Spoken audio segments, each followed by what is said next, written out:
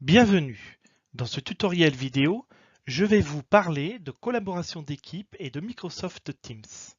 En introduction, je vais vous expliquer pourquoi un outil comme Teams permet de fluidifier les échanges et la collaboration au sein d'une association comme la nôtre, ou bien une entreprise, un groupe de personnes ou n'importe quel autre type d'organisation. Teams est un produit de la famille d'outils d'Office 365. Il vous permet de dialoguer et d'échanger avec des interlocuteurs au travers de murs de dialogue à la place de la messagerie.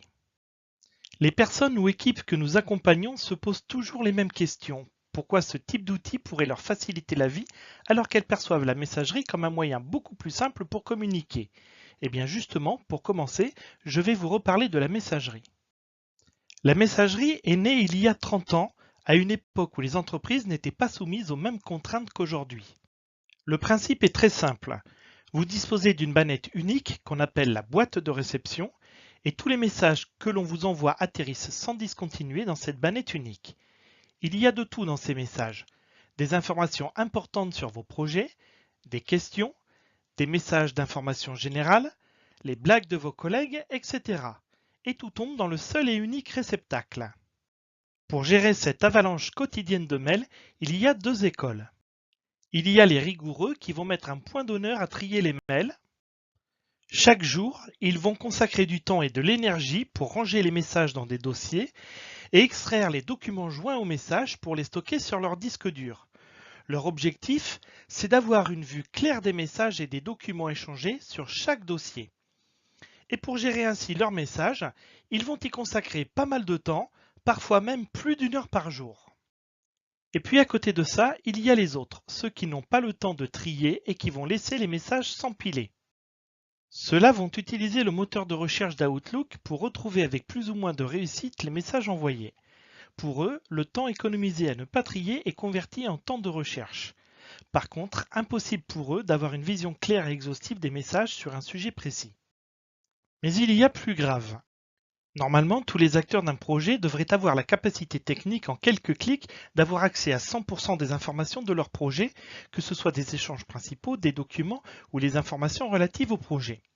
Les collaborateurs les plus rigoureux ont une vision quasiment complète des sujets, mais les autres par contre n'auront quasiment aucune chance de retrouver en un clic l'exhaustivité des informations.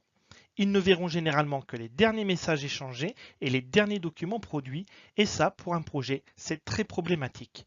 Et je ne parle même pas des nouvelles personnes qui arrivent après coup dans une équipe et qui n'ont ainsi accès à aucun historique du ou des projets effectués dans cette équipe. Il y a aussi la manière de rédiger les mails. C'est très souvent verbeux, avec ces fameuses signatures en bas de mail qui prennent parfois 50% de l'espace du message, sans oublier les usages incontournables dans un mail, comme de dire bonjour et de terminer par le fameux cordialement ou amicalement que l'on met dans un mail même si ce mail n'a strictement rien de cordial. Dans un outil comme Teams, on se contente d'aller à l'essentiel.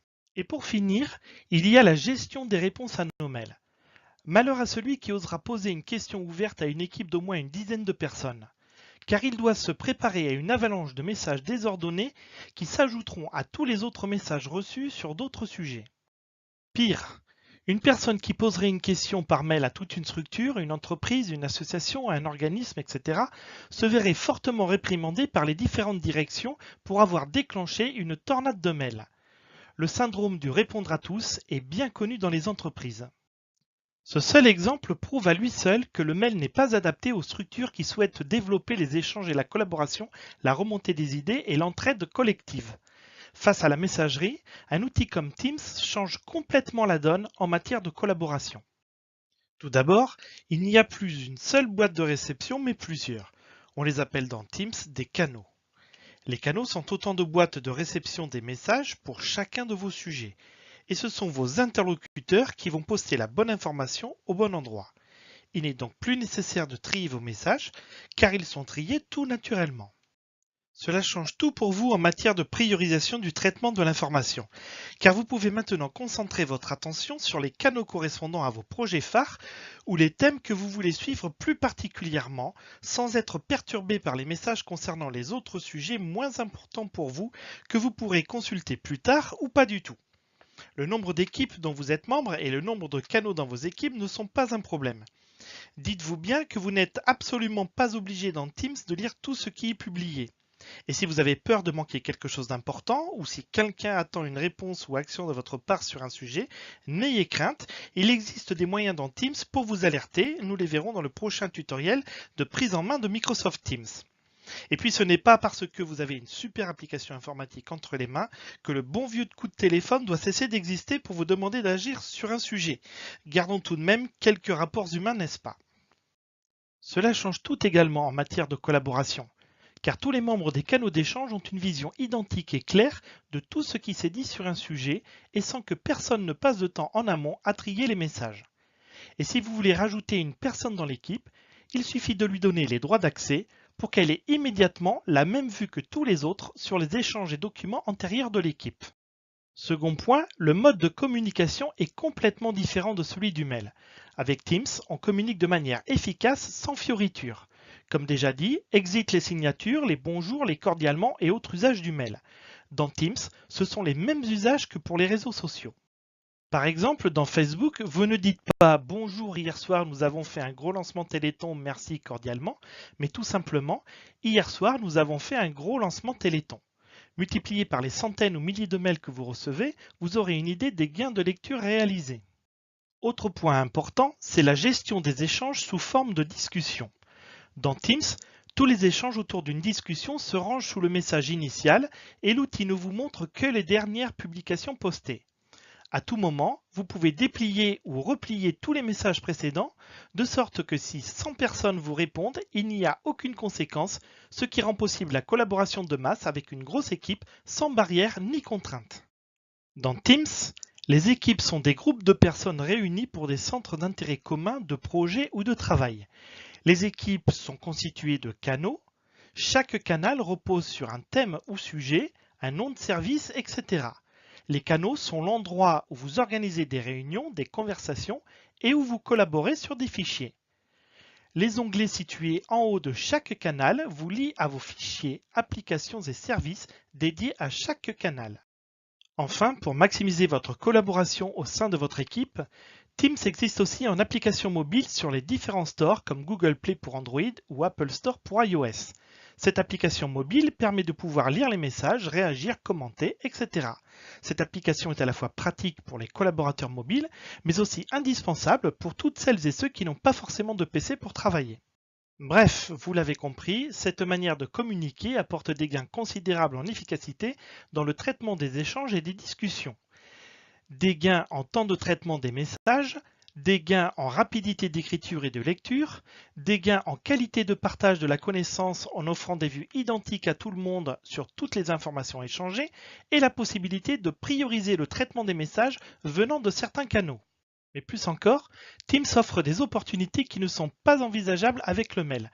Le partage d'idées, le lancement d'initiatives, l'entraide entre collaborateurs ou équipiers au-delà des structures, la remontée d'informations, la co-construction et bien d'autres choses encore. Teams est vraiment l'outil collaboratif par excellence. Pour résumer, Microsoft Teams rassemble les personnes, les conversations, les fichiers et les outils dans un seul emplacement qui permettent à chacun d'avoir un accès immédiat à tout ce dont il a besoin. Teams repose sur un mur d'échange. Il est parfait pour collaborer sur un sujet qui comporte plusieurs sous-sujets sur lesquels il y aura des discussions, des échanges de documents ou des tâches à suivre.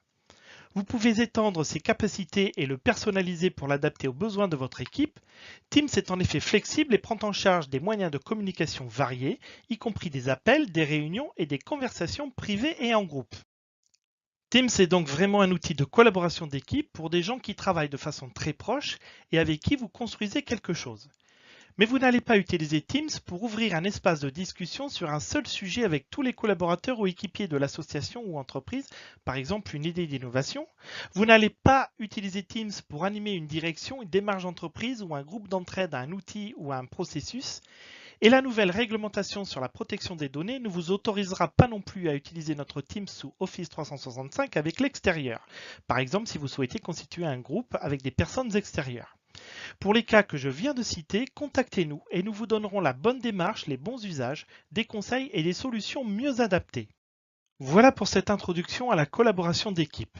Dans le prochain tutoriel vidéo, nous allons aborder concrètement comment fonctionne Teams et comment l'utiliser simplement. À très vite, merci.